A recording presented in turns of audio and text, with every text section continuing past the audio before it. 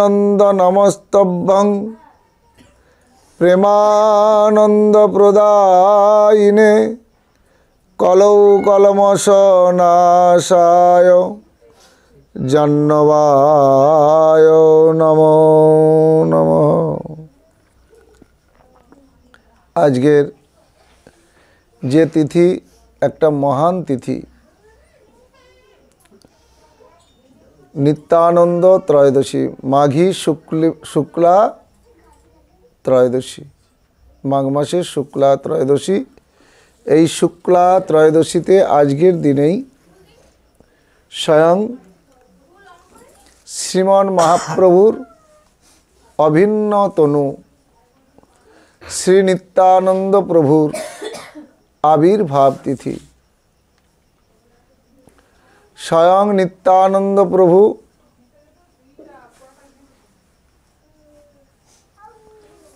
পশ্চিমবঙ্গের বীরভূম জেলায়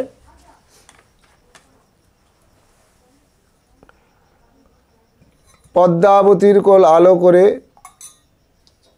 হাড়াই পণ্ডিতের গৃহে এক চাকা গ্রাম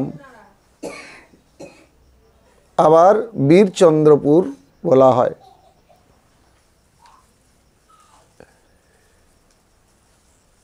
স্বয়ং শ্রীপাদ নিত্যানন্দ প্রভু প্রকটিত হলেন। ব্রজেন্দ্র নন্দন যেই শচীসুত হল সেই বলরামে হইল নিতাই। নিত্যানন্দ প্রভুকে না শ্রীমন মহাপ্রভুর অভিন্ন তনু ব্রজেন্দ্র নন্দন স্বয়ং ভগবান শ্রীকৃষ্ণচন্দ্র কলিযুগে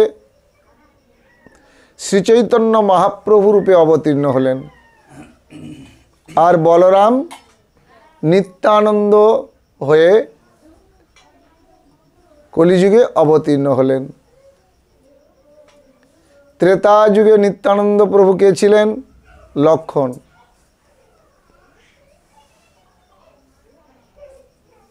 আর দাপর যুগে বলরাম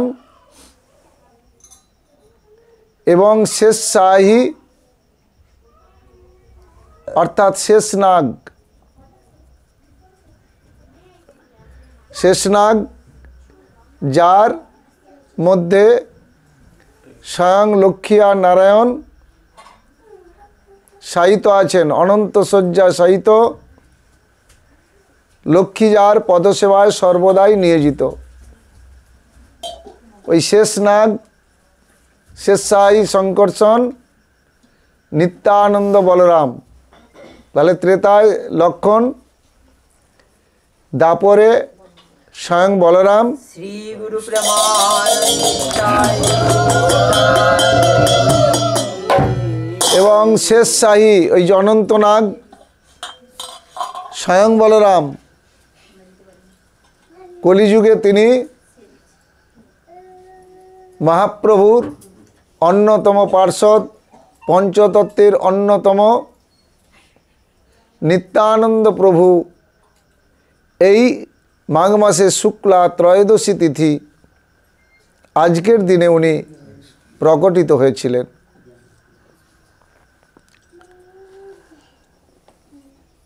নিত্যানন্দ প্রভুর কৃপা ভিন্ন মহাপ্রভুর কৃপা পাওয়া সম্ভব নয়। অতি গুণ নিত্যানন্দ এই অবতারে শ্রীচৈতন্য জানায় যারে সেই জানিতে পারে। অতি গুণ নিত্যানন্দ এই অবতারে নিত্যানন্দ তত্ত্ব একমাত্র শ্রীচৈতন্য মহাপ্রভুর কৃপা ভিন্ন সম্ভব নয়। আর নিত্যানন্দের কৃপা ভিন্ন মহাপ্রভুর কৃপা পাওয়া সম্ভব নয়। নিত্যানন্দের কৃপা না হলে মহাপ্রভুর কৃপা পাওয়া সম্ভব নয়। তার প্রমাণ স্বয়ং ষড়গোস্বামীর অন্যতম গোস্বামী রঘুনাথ দাস গোস্বামী রঘুনাথ দাস গোস্বামী স্বয়ং মহাপ্রভুর দর্শনে গিয়েছেন মহাপ্রভুর কৃপা পাওয়ার জন্য।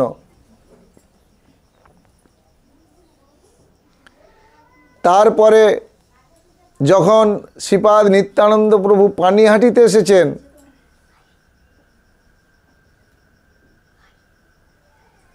তখন রঘুনাথ দাস গোস্বামী নিত্যানন্দ প্রভুকে দর্শন করার জন্য পানিহাটিতে গিয়েছেন।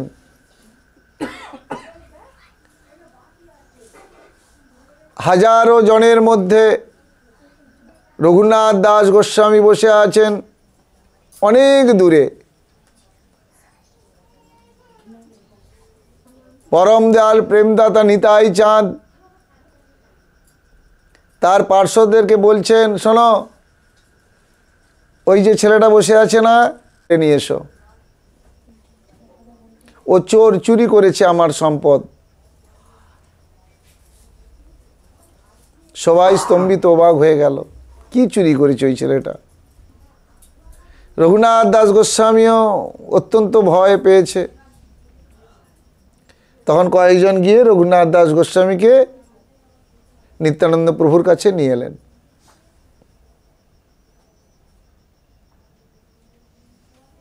রঘুনাথ দাস গোস্বামীকে নিতাই চাঁদ বলছেন, তুমি চোর, চুরি করেছো, তাই তোমাকে পানিশমেন্ট মানে আমি দণ্ড দেব, শাস্তি দেব। শ্রীমন মহাপ্রভু আমার প্রপার্টি, মানে আমার সম্পত্তি, আমাকে না বলে তুমি মহাপ্রভুর কৃপা পেতে গেছো। আমার জমিতে আমাকে না বলে তুমি চাষ করবে? বলো রাধে রাধে। তাই মহাপ্রভু আমার প্রপার্টি, আমার সম্পত্তি, তুমি আমাকে না বলে মহাপ্রভু দর্শনে গিয়েছো, তাই তোমার শাস্তি হবে, দণ্ড দেওয়া হবে। সবাই চিন্তা করছে কি দণ্ড দেবে। শোনো, তোমার এই দণ্ড হবে, এই যে হাজার হাজার সমস্ত ভক্ত বৈষ্ণব প্রত্যেককে চিড়ার দধি মিষ্টান্ন সহযোগে প্রসাদ খাওয়াতে হবে। বলো রাধে রাধে। এ কথা শুনে রঘুনাথ দাস গোস্বামী মনে ভেবেছিলেন দণ্ড মানে কি, কি শাস্তি দেবে। তো এই দণ্ড, এই শুনে তখন রঘুনাথ দাস অত্যন্ত আনন্দিত হলেন, নৃত্য করতে থাকলেন যে প্রভু জনমে জনমে আমায় এই দণ্ড দান করুন। রঘুনাথ দাস গোস্বামী নয়নাশ্রুতে ভেসে যাচ্ছে, প্রভু এই রকম দণ্ড আমায় জন্মে জন্মে দিও। অহভাগ্য, আমি এই সেবা কাজ পেয়েছি। রঘুনাথ দাস গোস্বামীর বাবা গোবর্ধন দাস এমনিতেই জমিদার ছিলেন, অর্থের অভাব ছিল না। তাই রঘুনাথ দাস গোস্বামী চিন্তা করলেন যে আমার এই অর্থ বৈভব বৈষ্ণব সেবায় লাগবে। ভক্তদ্রব্য ভগবান কাড়ি কাড়ি খায়, অভক্তের দ্রব্য ভগবান তো ফিরেও না তাকায়। ভক্তের খুদ কুড়ো তাও প্রিয় হয়, অভক্তের রাজভোগ ভগবানের কাছে তাও কিছু নয়। প্রভু কৃপা করে আপনি যদি গ্রহণ না করেন, কে বৈষ্ণব সেবা দিতে পারে? তাই আপনি কৃপা করেছেন, এই দণ্ড যেন আমায় জন্মে জন্মে দিও প্রভু। অদ্যাবধি আজও পানিহাটিতে সেই চিড়ে দধি মহোৎসব চলছে। এই হলো নিত্যানন্দ প্রভুর কৃপা। নিতাই বিনে ভাই গৌর পেতে নাই, নিত্যানন্দের কৃপা ভিন্ন গৌরের কৃপা পাওয়া যাবে না। তাই সেই নিত্যানন্দ মহাপ্রভুর অভিন্ন তনু। যখন নিত্যানন্দ প্রভুর বয়স মাত্র 12টা বৎসর, তখন এক সন্ন্যাসী নিত্যানন্দ প্রভুকে পদ্মাবতী এবং হাড়াই পণ্ডিত, হাড়াই পণ্ডিতের আরেকটি নাম ছিল মুকুন্দ বন্দ্যোপাধ্যায়, সেটা খুব কম লোকই জানে, হাড়াই ওঝা বলেও অনেকে ডাকতেন। তো ভিক্ষা প্রার্থনা করলেন। হাড়াই পণ্ডিত পদ্মাবতী ভাবছে কি ভিক্ষা প্রার্থনা করছে, বলুন আপনাকে কি দিতে পারি? বলছে আপনার ওই যে পুত্র, ওই পুত্রটিকে আমায় ভিক্ষা দিন। চমকে উঠলেন, হ্যাঁ সন্ন্যাসীর হাতে তুলে দিয়ে আমার তো সন্ন্যাসী হয়ে যাবে।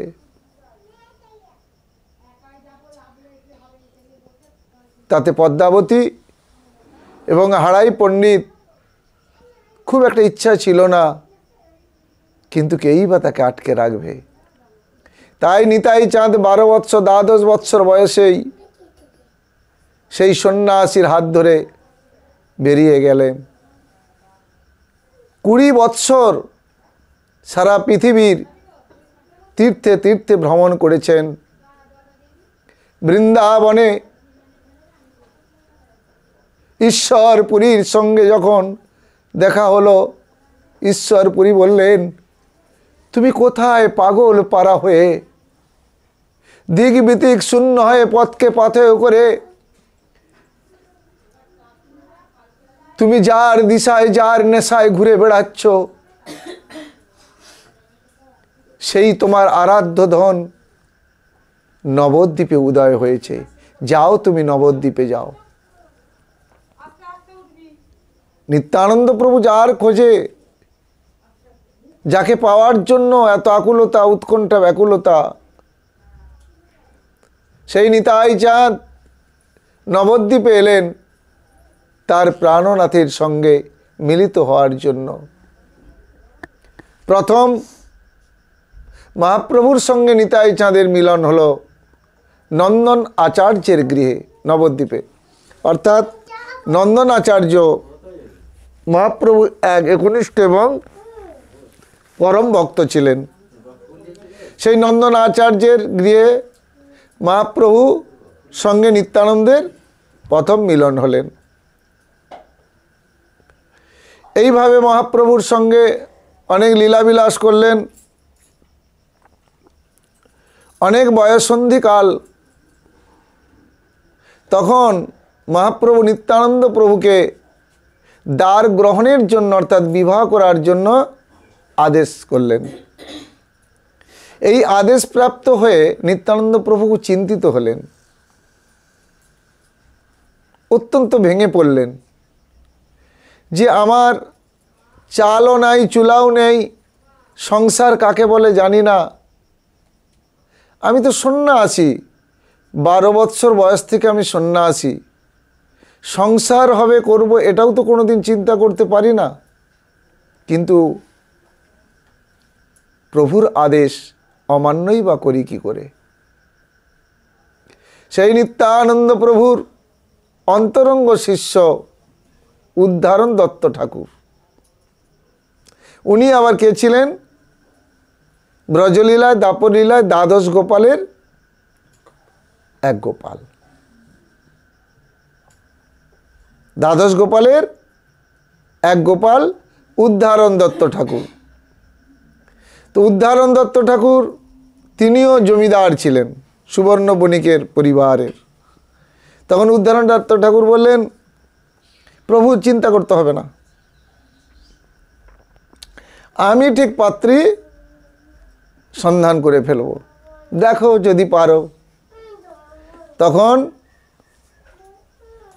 শান্তিপুরের ওপারটা কাটোয়া, অম্বিকা কান্না, সেই অম্বিকা কান্নায় সূর্যদাস পণ্ডিত অর্থাৎ গৌরীদাস পণ্ডিতের ভাই সূর্যদাস পণ্ডিতের কাছে গিয়ে বললেন, আপনার দুটি কন্যা বসুধা এবং জাহ্নবা। বসুধাকে আমার প্রভুর সঙ্গে বিবাহ দেওয়ার জন্য আমি সেই সম্বন্ধ নিয়ে এসেছি। সূর্যদাস পণ্ডিত চিন্তা করলেন, সন্ন্যাসীকে কোনো মেয়ে দেয়? সে তো সন্ন্যাসী। তখন সূর্যদাস পণ্ডিত তাতে রাজি হলো না। ব্যর্থতায় পর্যবসিত হয়ে তখন উদ্ধারণ দত্ত ঠাকুর নিতাই চাঁদের কাছে ফিরে এলেন, একটু মনটা খারাপ। নিতাই চাঁদ বলছেন, কী ব্যাপার উদ্ধারণ, এমন বিষণ্ণ বদন কেন, কি হয়েছে? সমস্ত কথা শুনে নিতাই চাঁদ বললেন, এই কথা, দেখো আমার যদি বিবাহযোগ থাকে এটা পূর্ব নির্ধারিত, পূর্ব পরিকল্পিত হয়েই আছে, এ নিয়ে তুমি চিন্তা করো না। আহা, কি মধুর লীলা। ইত্যবাসরে একদিন পরম দয়াল প্রেমদাতা নিতাই চাঁদ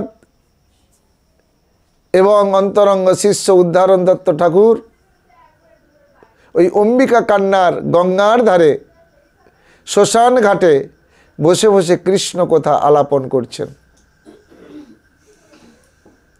এমন সময় সেই শ্মশানে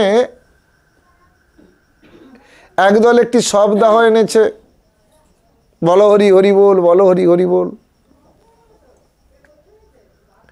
নিতাই চাঁদ উদ্ধারণ দত্তকে বলছে, কে মারা গেল? তখন উদ্ধারণ দত্ত পাপা করে গেলেন, চমকে উঠলেন দেখে। কেন? বলে, আরে আরে, এই মেয়েটির জন্যই তো আমার প্রভুর সম্বন্ধ নিয়ে গিয়েছিলাম। তো জানতে পারল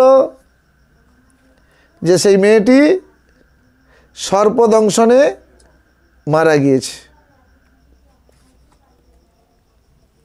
ফিরে এলেন, এসে মহাপ্রভু নিতাই চাঁদকে সব কথা বললেন। নিতাই চাঁদ বললেন, উদ্ধারণ চলো তো দেখি কিছু করা যায় নাকি। তখন সেই শ্মশানে ঘাটে যেখানে শবদাহটা এনেছে সেখানে গিয়ে দণ্ডায়মান হলেন। গিয়ে বলছে, আমি এই কন্যাকে বাঁচিয়ে দিতে পারি, তবে যদি আমার সঙ্গে বিবাহ দাও। তো মরে গেছে, তাকে বাঁচিয়ে দেবে কে, না বিয়ে দেবে? সূর্যদাস পণ্ডিত খুব আনন্দিত হলেন এবং লজ্জায় মাথাটা নত হলো। তখন নিতাই চাঁদের কাছে চণ্ডালে হাড় ছিল, আরও কত কিছু ছিল, বড়ি বাটকে ইত্যাদি ছিল, মন্ত্রতন্ত্র করে বাঁচিয়ে দিল। বলছে না, কিচ্ছু মন্ত্রতন্ত্র কিচ্ছু ছিল না। একমাত্র চিন্ময় জগতের অপ্রাকৃত চেতনা শক্তির পুনর্জাগরণের একমাত্র দিব্য নামী হরেকৃষ্ণ মহামন্ত্র নাম যখন সেই বসুধার কর্ণে প্রদান করলেন ঐচ্চস্বরে, সেই কর্ণকুহরে যখন প্রবেশ করলো সেই নাম, সঙ্গে সঙ্গে বসুধে যেন ঘুমিয়েছিল, জেগে উঠল। নিতাই গৌর হরি হরি বল। সবাই পরমানন্দে নিতাই চাঁদের জয় গুণগানে মুখরিত। এবং সেই নিতাই চাঁদকে তখন সেই বসুধা এবং জাহ্নবা, একটা কন্যা নয়, বসুধা এবং জাহ্নবা দুই কন্যাকে নিতাই চাঁদের সঙ্গে বিয়ে দিলেন। তাহলে শ্রীমন নিতাই চাঁদের দুটি স্ত্রী, বসুধা আর জাহ্নবা। এইবার নিতাই চাঁদ এমনি সবাই পাগলা নিতাই বলে না, ওখানে সেখানে ঘুরে বেড়াতো এবং ওই খড়দহে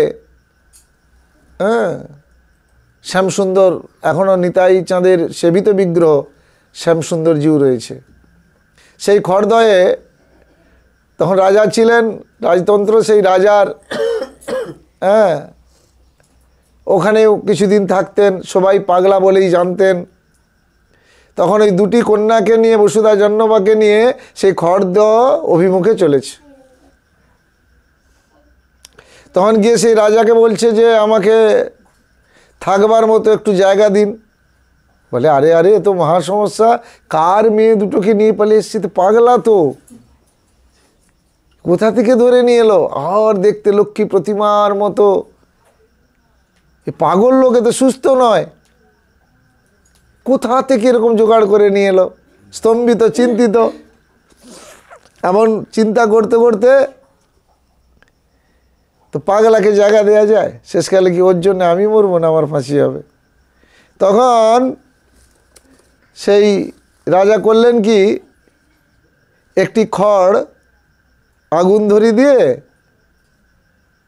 হ্যাঁ, গঙ্গার ধারে তো, ওই গঙ্গার মধ্যে ফিকে দিল, ছুঁড়ে দিল। যা ছুঁড়ে দিল তখন সেই খড়ের টুকরোটা পুড়ে ছাই হয়ে গঙ্গার জলে মিশে গেল। তখন নিতাই চাঁদকে বলছে, ওই যে খড়টা আমি পুড়িয়ে ছাই করে গঙ্গার জলে মিশে গেল না, যদি ওই খড়টাকে খুঁজে দিতে পারো এক ডুবে, তাহলে তোমাকে ওই গঙ্গার মাঝে কিছুটা জায়গা দেব। মানে রাত্রে রোদে বসে পিঠে কারবটা সম্ভব?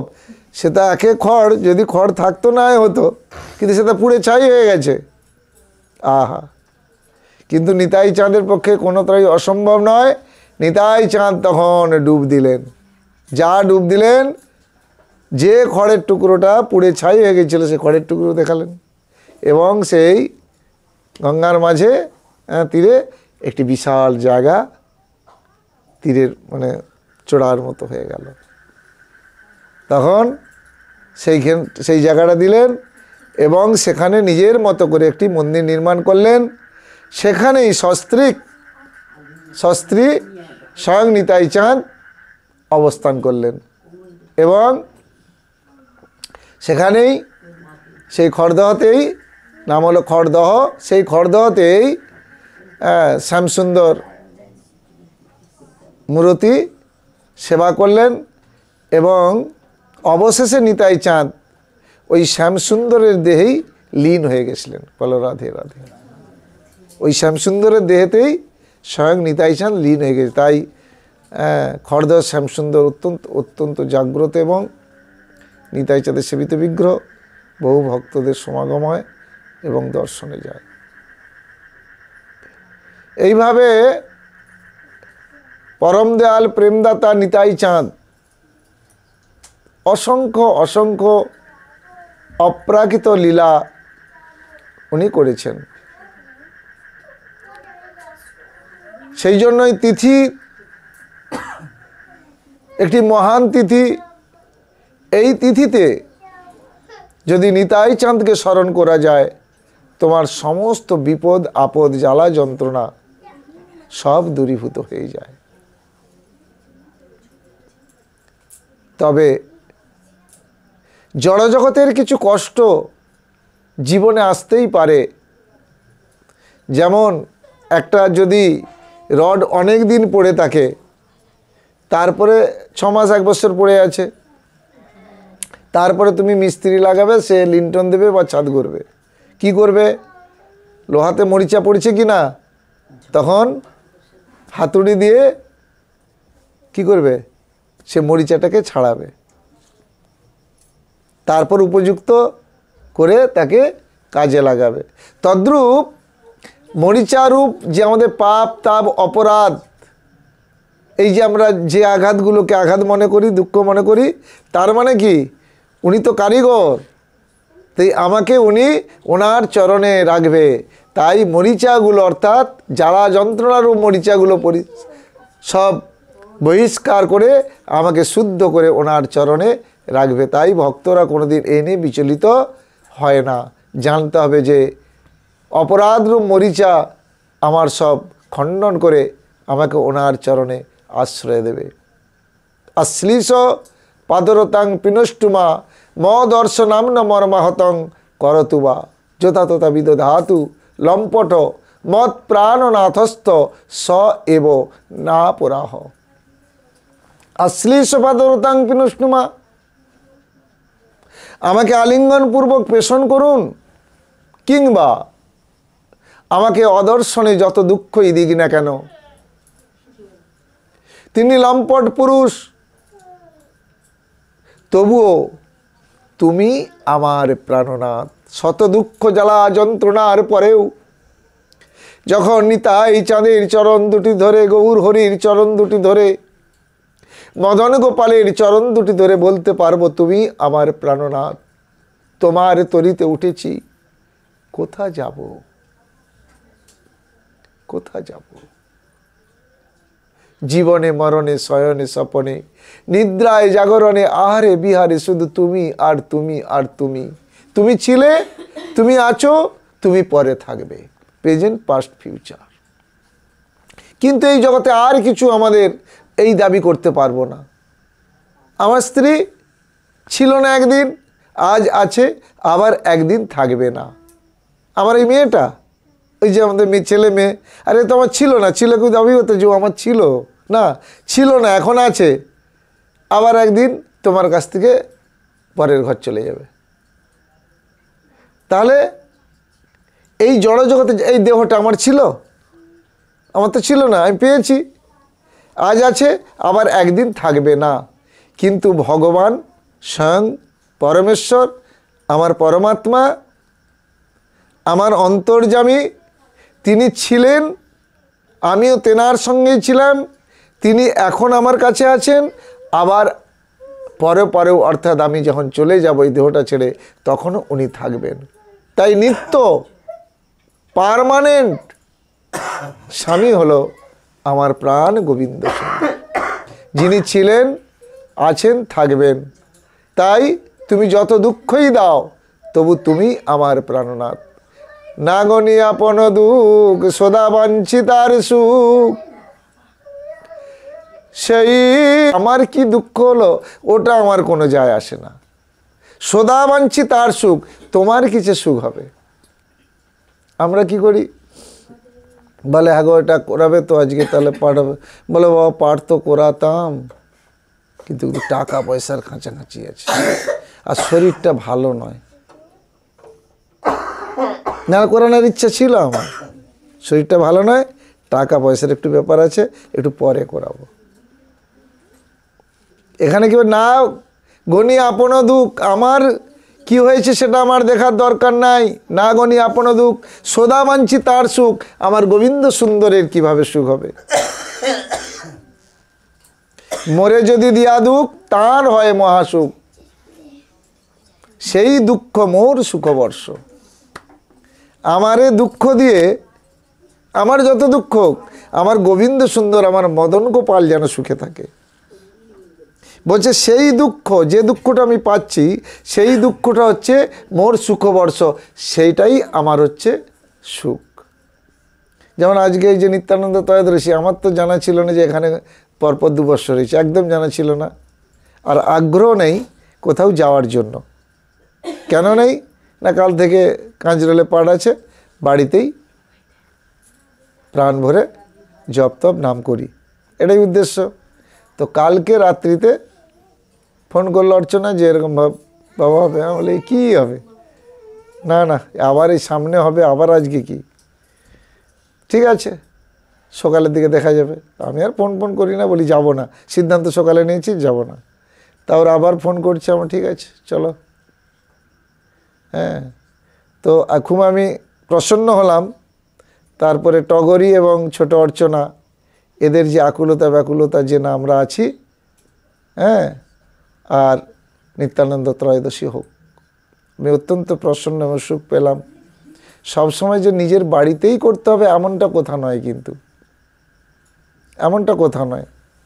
কেউ গুরুধামে, কেউ বা বিশেষ কোনো জায়গায়, যে ওর বাড়িতে আমরা সবাই মিলে এই যে নিত্যানন্দ ত্রয়োদশী, সাক্ষাৎ নিত্যানন্দের কৃপা বর্ষণ হবে, সাক্ষাৎ নিত্যানন্দ একথা শুনছেন।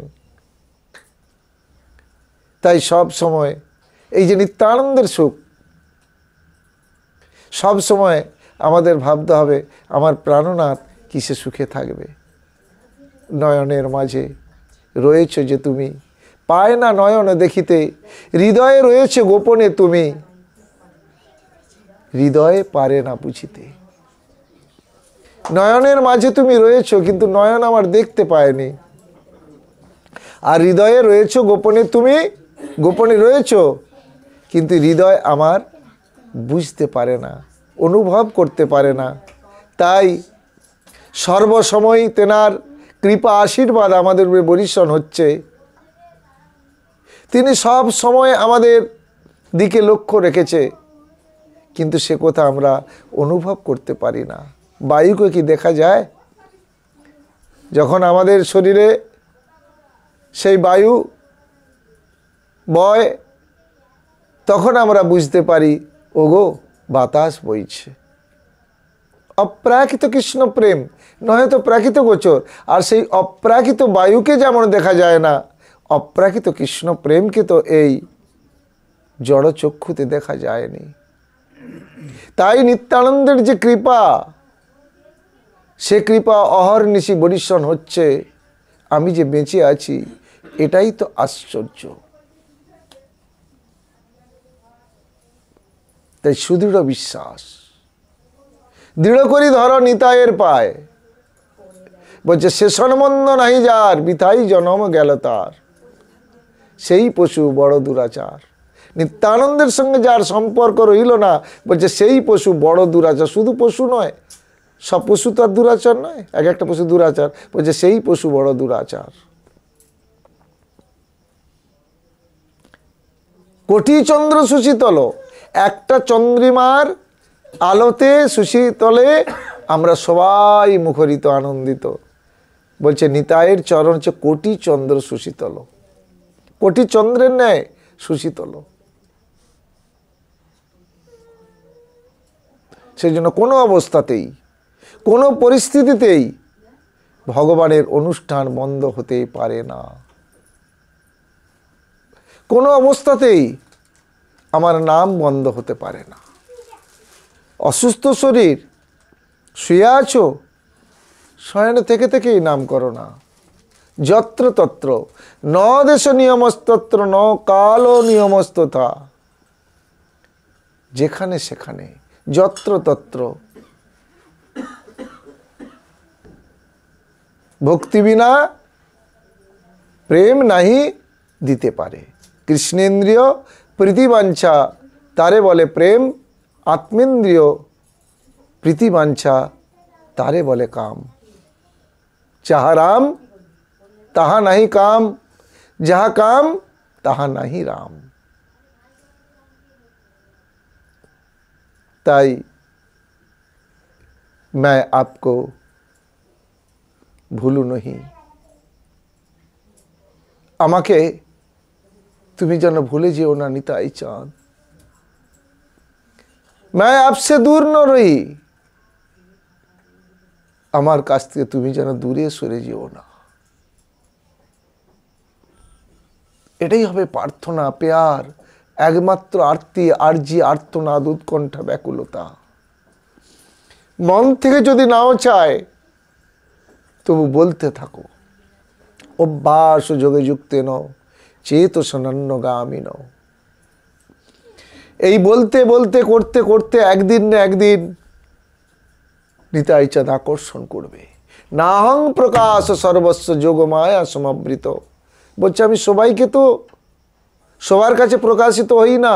মূঢ় হয়ং নামি জানাতি মা লোক মাম যমব্যয়ম। যারা মূঢ়, আমাকে বিশ্বাস করে না, তাদের কাছে আমি এই মূর্তি হয়ে আছি, কিন্তু তাদেরকে আমি আকর্ষণ করি না।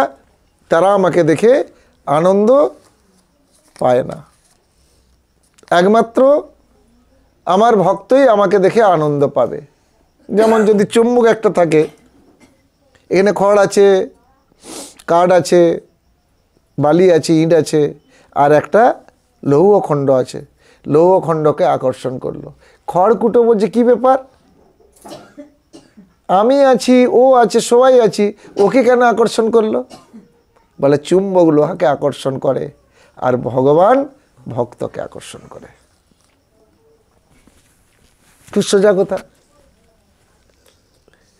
চুম্বক যেমন ধাতুকে আকর্ষণ করে, ভগবান ভক্তকে আকর্ষণ করে। তাই এই যে লীলাস্থলী, ভগবানের অপ্রাকৃত লীলাস্থলী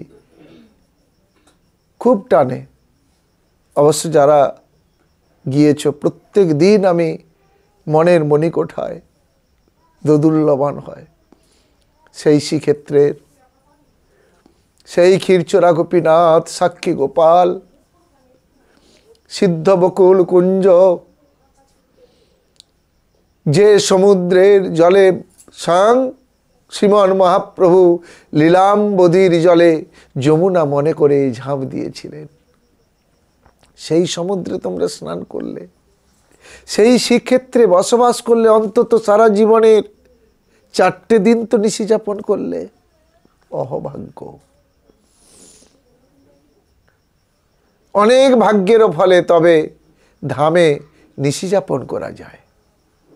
ধামে পৌঁছানো মানে সেটা অপ্রাকৃত, প্রাকৃত জায়গা নয়, এবং ওখানে যেটাই তুমি সেবা গ্রহণ করছো সেটাই প্রসাদ এবং অপ্রাকৃত, এবং তোমার তখন দেহটা চিন্ময়ত্ব লাভ করে, তখন দেহটা চিন্ময়ত্ব লাভ করে। সেই জন্য দরকার লীলাস্থলী দর্শনের দরকার।